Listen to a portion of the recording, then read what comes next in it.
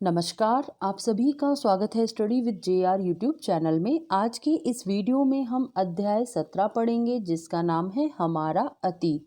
और जैसा कि आपको पता ही है कि हम क्लास 6 के माध्यमिक शिक्षा बोर्ड की एसएसटी की किताब पढ़ रहे हैं, अध्याय पढ़ रहे हैं इसके। और अब तक हमने 16 अध्याय पढ़ भी लिए हैं। यदि आपने वीडियोस नहीं देखे हैं तो लिंक आपको नीचे डिस्क्रिप्शन में मिल जाएगा, आप वहां से देख लीजिएगा। आज हम पढ़ रहे हैं अध्याय 17 हमारा अतीत, और इस चैप्टर का ये भाग 2 है। इससे पहले भाग 1 हम पढ़ चुके, यहाँ तक हमने पढ़ लिया था पिछले वीडियो में। आपने भाग 1 भी नहीं देखा है तो लिंक आपको नीचे डिस्क्रिप्शन में मिल जाएगा, आप वहां से देख लीजिएगा।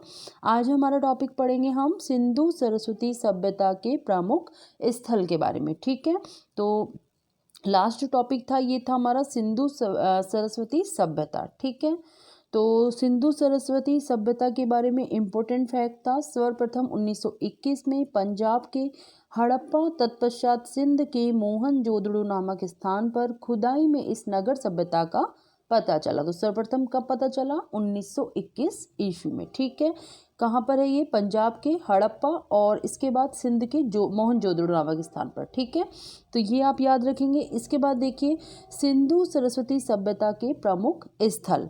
अब हम पढ़ेंगे सिंधु सरस्वती सभ्यता के प्रमुख स्थल कौन कौन से हैं। और वीडियो यदि आपने अभी तक लाइक नहीं किया है तो प्लीज़ लाइक कर दीजिए, और शेयर नहीं किया तो प्लीज़ शेयर भी कर दीजिए, ताकि ज़्यादा से ज़्यादा आपके फ्रेंड्स और जो भी रिलेटिव्स हैं उनको इस वीडियो का फ़ायदा मिल सके। और साथ ही यदि आपने अभी तक इस चैनल को सब्सक्राइब नहीं किया है तो प्लीज़ सब्सक्राइब भी कर लीजिए। पास में आपको एक बेल आइकन भी दिखाई देगा, उसे भी प्रेस कर लीजिए ताकि वीडियोस की नोटिफिकेशन आपको मिलती रहे। और हमारे इस चैनल पर रिट की तैयारी करवाई जा रही है। मैं कोशिश कर रही हूँ कि ज़्यादा से ज़्यादा सब्जेक्ट्स कवर करवा पाऊँ आपको, तो आप जुड़े रहिए चैनल के साथ। और हम जल्दी से इसकी तैयारी शुरू कर ही रहे हैं, और भी कई सब्जेक्ट्स हैं जिनको हम कवर कर रहे हैं। जैसे साइकोलॉजी, आपको काफ़ी सारे वीडियोस मिल जाएंगे रिट साइकोलॉजी के भी, है ना। और हिंदी के भी स्टार्ट कर दिए अब तो, उसमें जो मोस्टली टॉपिक्स हैं वो रिट हिंदी के ही आपको मिलेंगे। तो काफ़ी इंपॉर्टेंट टॉपिक्स हैं, और अब तो विज्ञप्ति भी जल्द ही आने वाली है, तो तैयारी करते रहिए और जुड़े रहिए चैनल के साथ। चलिए नेक्स्ट देखिए, सिंधु सरस्वती सभ्यता के प्रमुख स्थल, है ना। तो इसमें है मोहनजोदड़ो, हड़प्पा, कोटडीजी, चन्हुदड़ो। वर्तमान में कहाँ पर है? पाकिस्तान में है।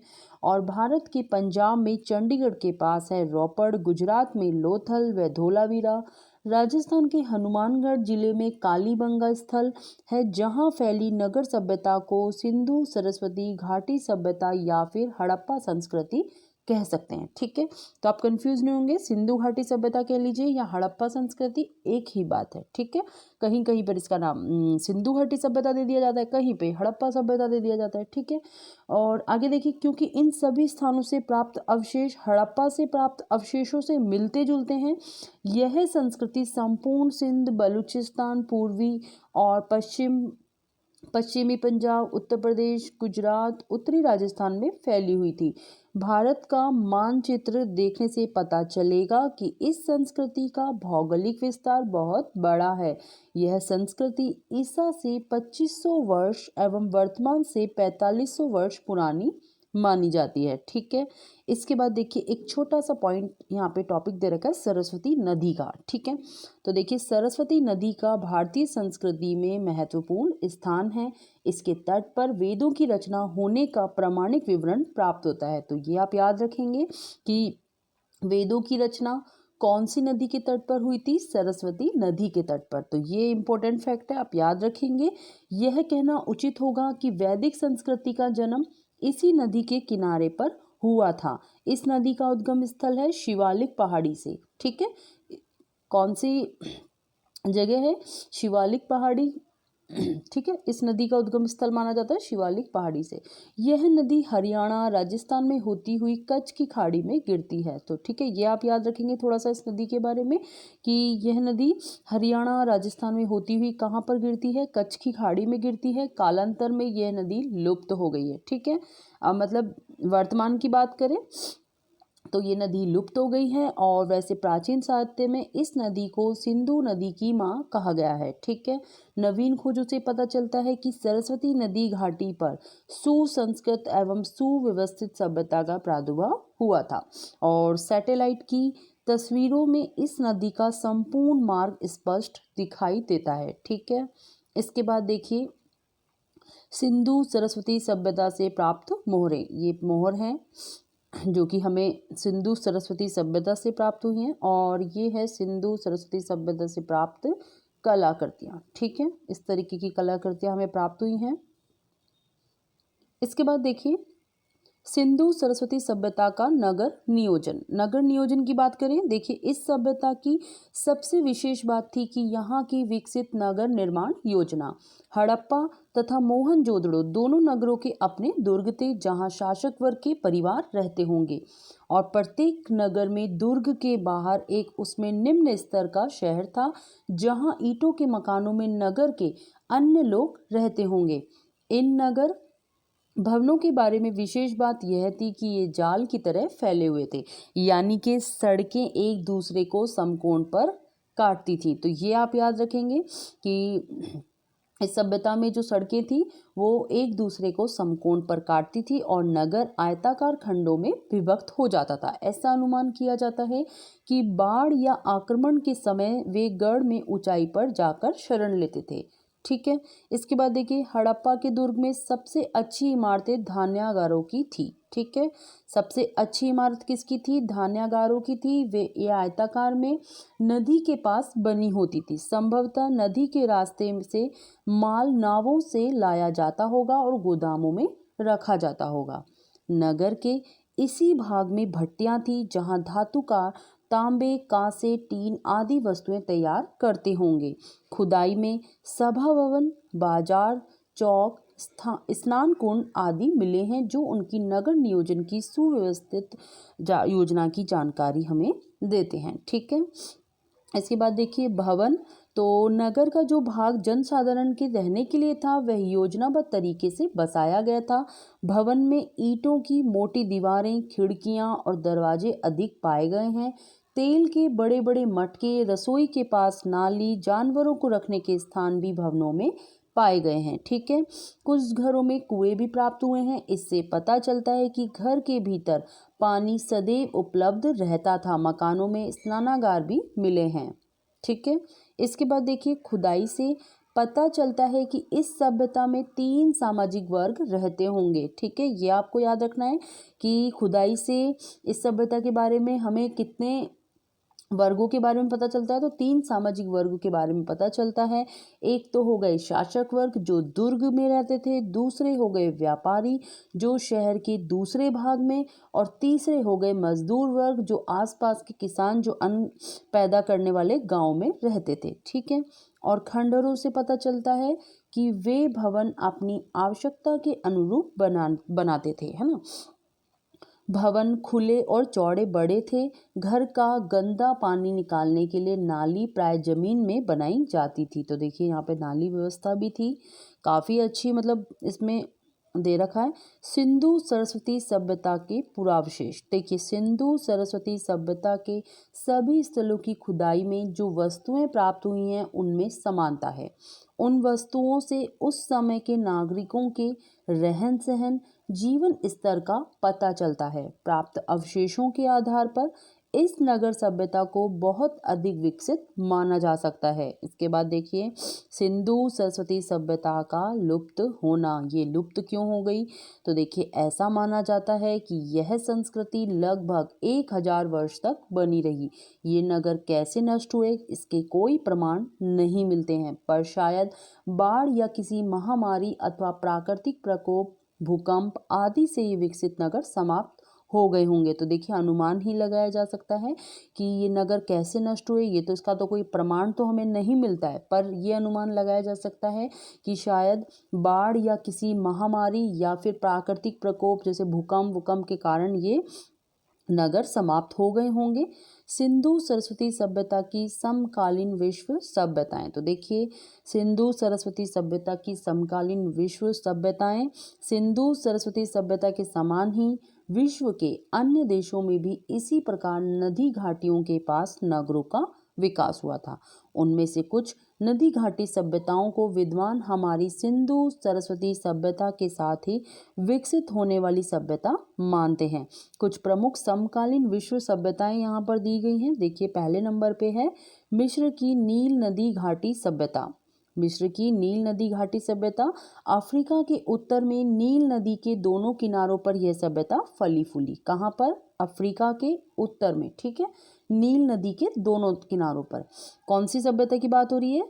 मिस्र की नील नदी घाटी सभ्यता, ठीक है। दूसरी है मेसोपोटामिया की दजला फरात सभ्यता, ठीक है। तो ये आप याद रखेंगे, मेसोपोटामिया की दजला फरात सभ्यता, ये वर्तमान इराक के दोआब यानी मेसोपोटामिया स्थान पर दजला एवं फरात नामक नदियों के भूभाग पर यह सभ्यता विकसित हुई। इसी क्षेत्र में सुमेरिया, बेबीलोनिया और असीरिया आदि सभ्यताओं का विकास हुआ, ठीक है। इसके बाद देखिए, तीसरा पॉइंट है चीन की ह्वाड्नो नदी सभ्यता। तो चीन की ह्वाड्नो नदी के निचले हिस्से के मैदानी इलाकों में जहां उपजाऊ दुम्मट मिट्टी पाई जाती थी, वहां इस सभ्यता का विकास हुआ, ठीक है। इसके बाद देखिए, राजस्थान के प्रमुख पुरातात्विक स्थल। इसमें देखिए, सबसे पहला नाम आता है कालीबंगा का। राजस्थान के हनुमानगढ़ जिले में कालीबंगा नामक स्थान पर 1961 में 2 टीलों की खुदाई में पूरा ऐतिहासिक काल के अवशेष प्राप्त हुए, ठीक है। कालीबंगा कहाँ है? राजस्थान के हनुमानगढ़ जिले में, ठीक है। और कब? 1961 ईस्वी में 2 टीलों के खुदाई में पूरा ऐतिहासिक काल के अवशेष प्राप्त हुए। वर्तमान घग्गर नदी के किनारे पर स्थित इन टीलों से जो खुदाई में जो सामग्री प्राप्त हुई वह हड़प्पा संस्कृति से मिलती जुलती है, ठीक है। इसके बाद देखिए, आहड़, तो ये है उदयपुर की बेड़ज नदी के किनारे पर, ठीक है। उदयपुर की बेड़ज नदी के किनारे पर आहड़ नामक बस्ती ताम्र नगरी के नाम से प्रसिद्ध थी। तो ये आप याद रखेंगे, किस नाम से प्रसिद्ध थी? ताम्र नगरी के नाम से, ठीक है। इस बस्ती के पूर्व दिशा में मिट्टी के टीलों पर खुदाई में पाषाण युग एवं ताम्र युग के पत्थर, तांबे और मिट्टी के बर्तनों के अवशेष मिले हैं। कहाँ से? आहड़ से, ठीक है। इसके बाद है गिलुन। उदयपुर से 95 किलोमीटर उत्तर पूर्व में गिलुन यानी राजसमंद नामक स्थान पर एक टीले की खुदाई में आहड़ के समान अवशेष प्राप्त हुए हैं। आहड़ एवं गिलुन दोनों स्थलों की सभ्यता आहड़ संस्कृति के नाम से जानी जाती है। इसके बाद है नेक्स्ट बागोर। भीलवाड़ा जिले के बागोर नामक स्थान पर कोठारी नदी के किनारे पाषाण एवं ताम्रकालीन उपकरण एवं पुरावशेष एक टीले की खुदाई में प्राप्त हुए हैं, ठीक है। तो ये आप याद रखेंगे, भीलवाड़ा जिले में है ना। कहाँ पर है? भीलवाड़ा जिले के बागोर नामक स्थान पर। कौन सी नदी? कोठारी नदी के किनारे पर पाषाण और ताम्रकालीन उपकरण एवं पुरावशेष एक टीले की खुदाई में प्राप्त हुए हैं। यह बनास संस्कृति के नाम से जाना जाता है, ठीक है। ये आप याद रखेंगे। इसके बाद देखिए, बालाथल, ये कहाँ है? उदयपुर के पूर्व में 42 किलोमीटर 42 किलोमीटर दूर बल्लभ नगर के निकट बालाथल नामक गांव में है, ठीक है। एक टीले की खुदाई में ताम्र पाषाण कालीन बर्तन, मूर्तियां और अन्य ऐतिहासिक अवशेष प्राप्त हुए हैं, ठीक है। इसके बाद है नोह में देखिए, पूर्वी राजस्थान के भरतपुर शहर से 5 किलोमीटर दूर नोह नामक स्थान पर तांबे और हड्डियों के उपकरण, लोहे की कुल्हाड़ी इत्यादि प्राप्त हुए हैं, ठीक है। इसके बाद देखिए, चंद्रावती। तो आबू सिरोही यानी माउंट आबू की तलहटी में आबू रोड के निकट चंद्रावती नामक स्थान पर ऐसे पुरावशेष प्राप्त हुए हैं जो प्राचीन मानव जीवन के निवास, आवास, उनके जीवन के विविध पक्षों पर जानकारी देते हैं। चंद्रावती पुरा मध्यकाल में एक अत्यंत महत्व का स्थल है और यहाँ चल रहे उत्खनन से किले के अवशेष एवं अनाज संग्रह के कोठार मिले हैं। ऐसा प्रतीत होता है कि यहाँ एक विशाल दुर्ग था। यह परमार वंश की राजधानी थी। तो ये आप याद रखेंगे चंद्रावती में। इसके बाद है गणेश्वर।